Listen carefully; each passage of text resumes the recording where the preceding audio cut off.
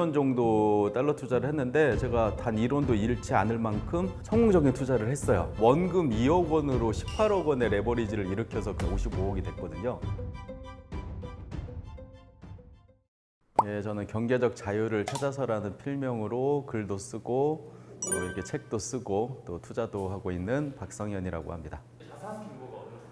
자산 한 70억 정도 되는데 요즘 주식시장이 안 좋아가지고 줄어들지 않았을까 싶습니다. 저는 다행히도 지금 같은 상황에서는 80% 정도가 부동산 자산이어가지고요. 주식시장이 안 좋아도 크게 흔들리지는 않고 마음이 조금 아픈 정도.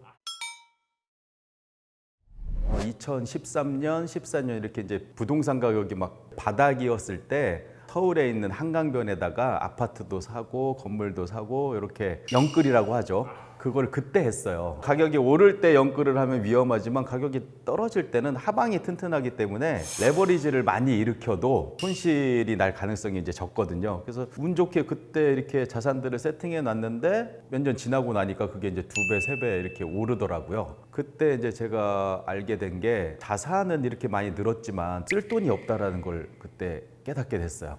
그 부동산을 팔아야 되는데 팔게 되면 세금이나 이런 것들 다 내고 나면은 절반으로 이렇게 줄어들 정도로 세금이 이제 어마어마하더라고요. 돈도 공부를 해야지, 투자도 공부를 해야 된다는 걸 그때 깨닫고 그때부터 책도 열심히 읽고 공부를 해가지고 지금에 이제 이르게 된 거거든요. 저희는 달러 투자를 많이 해봐서 한 5년 정도 달러 투자를 했는데 제가 단 1원도 잃지 않을 만큼 성공적인 투자를 했어요.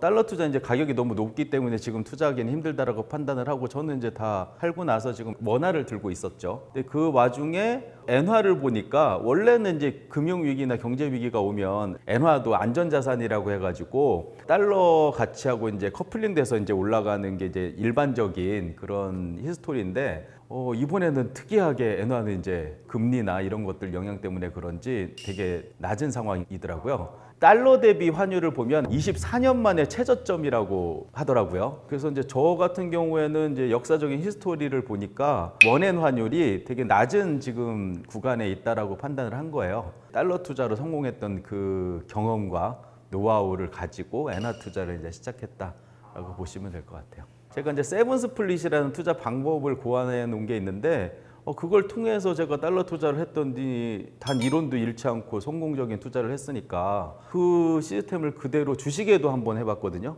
주식도 통하더라고요.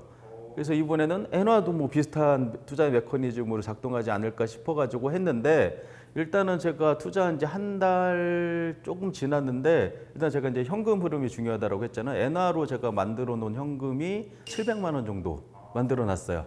근데 이게 뭐 엔화가 바닥에서 막 엄청나게 오른 것도 아니잖아요. 그냥 1,000원 이하로 떨어질 때 샀고 사고팔고를 반복해가지고 거기서 이제 복리의 수익을 창출해가지고 얻은 결과거든요.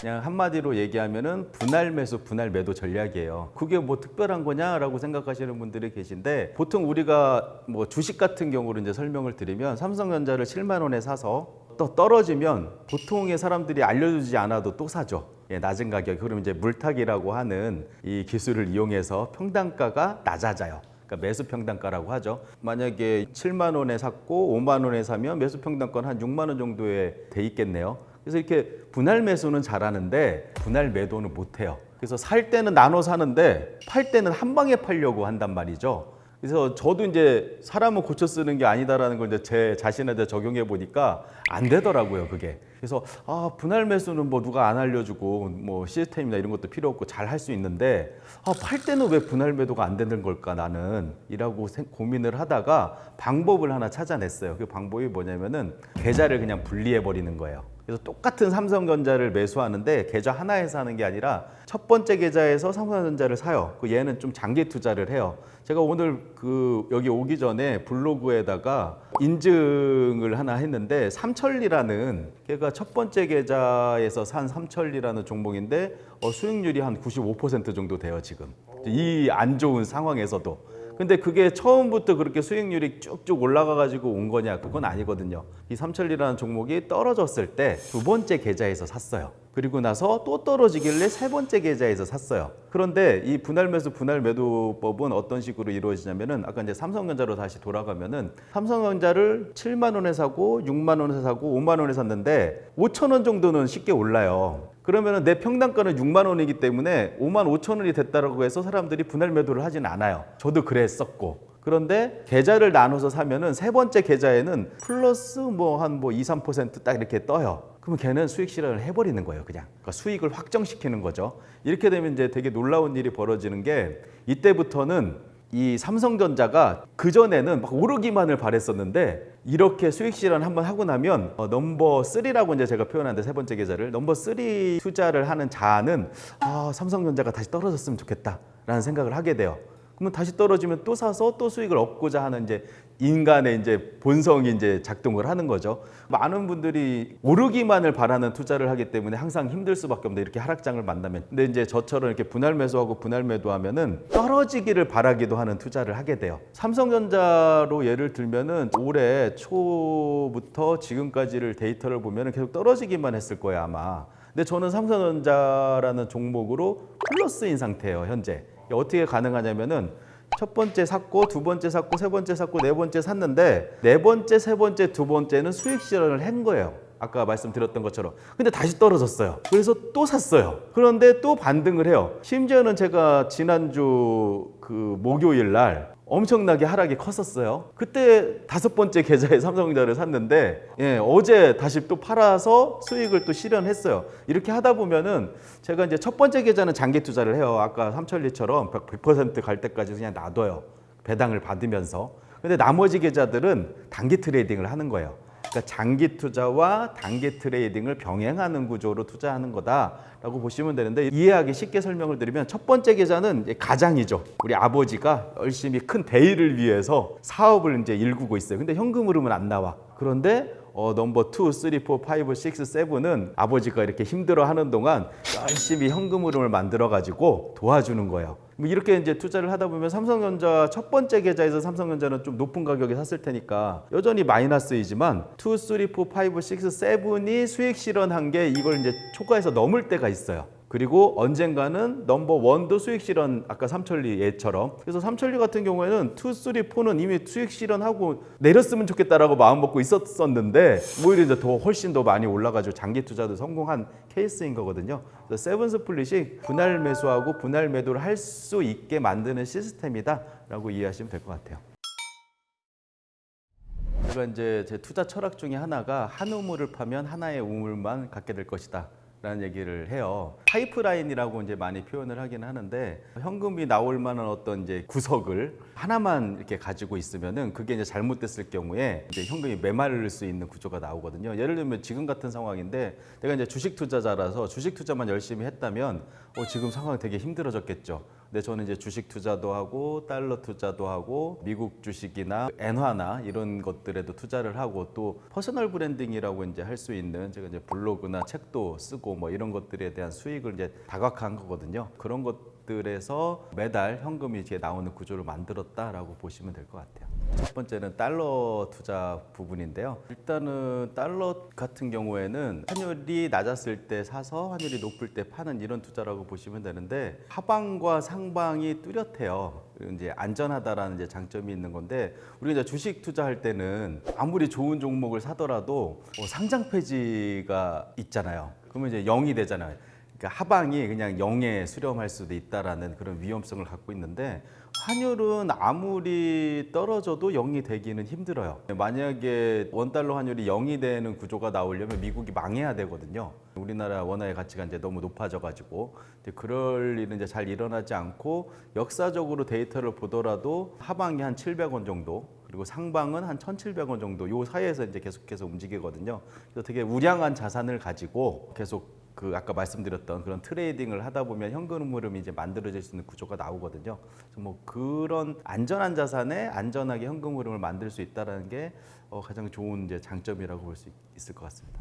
일단은 이제 예전에 이제 장기 투자로 달러 투자를 많이 했는데 지금 같은 상황이죠. 우리나라 주가가 하락을 하면은 달러의 환율은 이제 오르는 그런 구조를 가지고 있거든요. 경제 위기나 이런 것들이 왔을 때 그러면 이제 그 리스크를 해지하는 이런 역할을 해줘요. 달러 투자 이제 자산 같은 것들이. 그래서 여러분들이 이제 투자를 하실 때 기본적으로 달러 정도는 가지고 있으셔야 부동산이 하락하거나 주식이 하락했을 때 안전한 어떤 이런 부분을 만들 수 있지 않을까라는 말씀에서 좀 그런 말씀을 드렸던 것 같고, 달러 투자의 경험이 많지 않은 분이 갑자기 달러 투자를 시작해가지고 100만 원을 만드는 건 불가능하겠죠. 그래서 제가 이제 말씀드리는 거는 한 100만 원 정도로 출발을 해가지고 서서히 이제 수익을 증가시키는 구조를 얘기를 드리는 건데, 한 100만 원 정도로 달러 투자를 아까 제가 말씀드렸던 세븐 스플릿이라는 시스템으로 이제 투자를 하게 되면은 100만 원 정도로 한 10만 원 정도의 수익을 만들었을 때, 이건 연간이에요. 심지어는 그 정도 실력이면은 투자 금액을 이제 늘리셔도 되는 거죠. 투자 금액을 이제 더 늘리신 다음에 100만 원까지 이제 가는 이제 그 과정을 거치셔야 된다라는 말씀을 드리는 거고, 이제 달러 투자 같은 경우는 종목이 하나인 거잖아요, 말하자면. 그러다 보니까 시장 상황에 따라서 수익률이 되게 들쑥날쑥 할 수밖에 없어요. 그리고 트레이딩의 개념이 들어가다 보니까 수익률 계산하는 게 복잡하기는 한데, 실제로 제가 5년 동안 해본 사람이 있잖아요.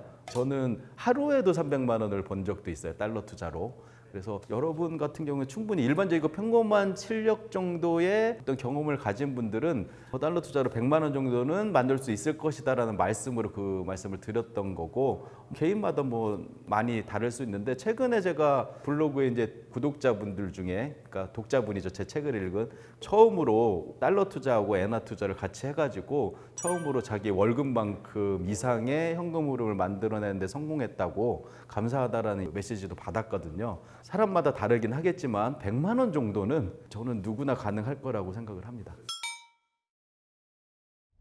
미국 주식에 관한 얘기인데, 제가 이제 달러 투자를 1,200원 아래에서 사기는 하지만 지금 이미 이제 1,300원 이상까지 왔으니까 이제 1,200원 이하에서만 산다라는 이 규칙에 의해서 달러 투자를 했으면 저를 따라서 투자했던 분들도 다 돈을 벌었겠죠, 지금. 그럼에도 불구하고 내가 사면 내리고 내가 팔면 오르는 게 주식이나 달러예요. 그러다 보니까 분할 매수를 계속 해가다가 제가 작년 같은 경우에는 1,200원 아래에서 달러 투자를 시작했는데, 제가 이제 넘버 1, 넘버 2 이게 추가 매수할 때마다 이제 넘버링을 붙인다고 했잖아요. 넘버 15까지 갔었어요. 그러니까 15번을 분할 매수를 계속 한 거죠. 그런 상황에서 제가 넘버 15까지 이렇게 가니까 15 같은 경우 또 14 같은 경우에는 조금만 반등을 해도 수익 실현을 할 수 있는 구조이긴 한데, 넘버 1에서 한 5, 5 정도까지 되는 애들은 앞으로 오래 기다려야 되는 구조가 나오잖아요. 그래서 이제 제가 이거 돈을 놀게 할 수는 없으니까 여기서 이제 달러 투자의 장점 하나가 이제 또 나오는데, 우리가 투자를 할 때 중요한 게 황금성이라고 얘기를 하죠. 이제 부동산 같은 경우 황금성이 너무 많이 떨어진다, 금 같은 경우 황금성이 높다, 이런 얘기 하는데, 달러 같은 경우에는 황금성이 이제 넘사벽이죠. 그 자체가 돈이기 때문에.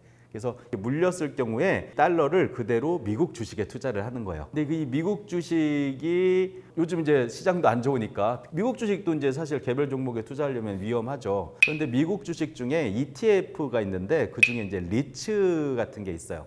리츠 같은 경우는 지금은 이제 배당 수익률이 주가가 많이 떨어져서 훨씬 더 높겠지만 평균적으로 한 5% 정도가 돼요. 그러면은 제가 달러 투자를 하고 나서 물렸을 경우에 그냥 하염없이 기다리는 게 아니라, 그 리츠 같은 경우는 매월 배당을 해주거든요. 현금 흐름을 계속 만들어내면서 환율이 오를 때까지 기다릴 수 있는 거죠. 그러다가 환율이 이제 올랐을 때 그 주식을 팔아서 수익도 생기고 배당 수익을 이미 챙겼을 테고 환차익도 얻고, 뭐 이런 구조가 가능하다는 말씀을 드리는 겁니다.